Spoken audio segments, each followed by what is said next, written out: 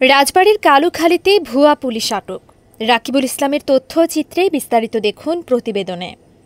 রাজবাড়ীর কালুখালী উপজেলার সোনাপুর মোড় এলাকা থেকে তুষার নামে এক ভুয়া পুলিশকে আটক করেছে সেনাবাহিনী। সোমবার দুপুর ২টায় তাকে আটক করা হয়। আটককৃত ব্যক্তি কুষ্টিয়ার খোকসা উপজেলার শেখপাড়া ইউনিয়নের বিহারিয়াপাড়া গ্রামের মৃত জয়নুল শেখের ছেলে। জানা গেছে, কালুখালী উপজেলার সোনাপুর মোড়ে তুষার পুলিশ পরিচয় দিয়ে ঘোরাফেরা করছিল।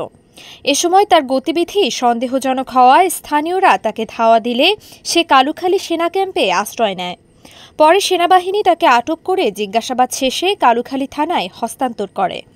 কালুখালী থানার ভারপ্রাপ্ত কর্মকর্তা মোহাম্মদ জাহিদুর রহমান জানান, ভুয়া পুলিশের খবর পেয়ে জনগণের হাত থেকে উদ্ধার করে তাকে থানায় নিয়ে আসা হয়েছে। এ সময় তার বিরুদ্ধে পরবর্তী আইনি কার্যক্রম প্রক্রিয়াধীন রয়েছে।